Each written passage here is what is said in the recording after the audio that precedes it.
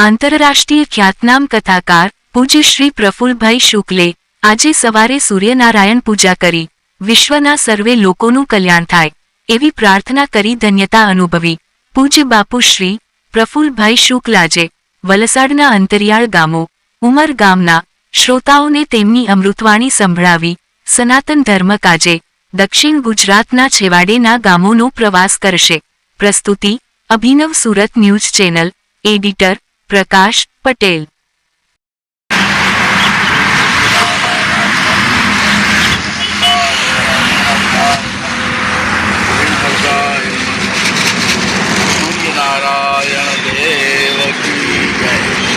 આજે રવિવારના નિત્ય નિયમ પ્રમાણે પાર નદીને કિનારે ભગવાન શ્રી સૂર્યનારાયણને અર્ઘ્ય આપીને પૂજા અર્ચના કરી અમારા કીર્તિભાઈ પંચાલ કિલ્લા પારડી એમાં સહભાગી બન્યા।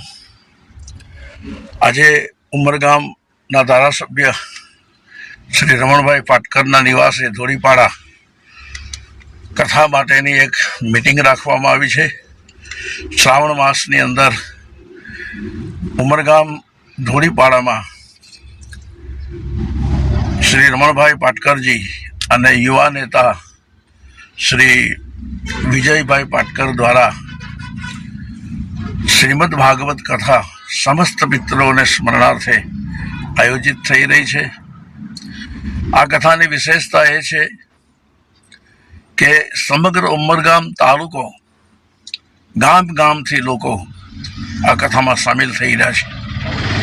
શ્રાવણ માસમાં આવો એક ધર્મ લાભ વિજયભાઈ પાટકરના નેતૃત્વ હેઠળ લોકોને મળી રહ્યો છે અને એ માટે આજે 10 વાગે ધોળીપાડા ધારાસભ્યશ્રીના નિવાસે એક મિટિંગ રાખવામાં આવી છે। શ્રાવણ મહિનામાં કથાનો દોર આગળ ચાલી રહ્યો છે। અમારા શ્રી રાજુભાઈ પાઠક દ્વારા પણ જલેબી હનુમાન ભરૂચ જિલ્લાની અંદર આયોજન થઈ રહ્યું છે।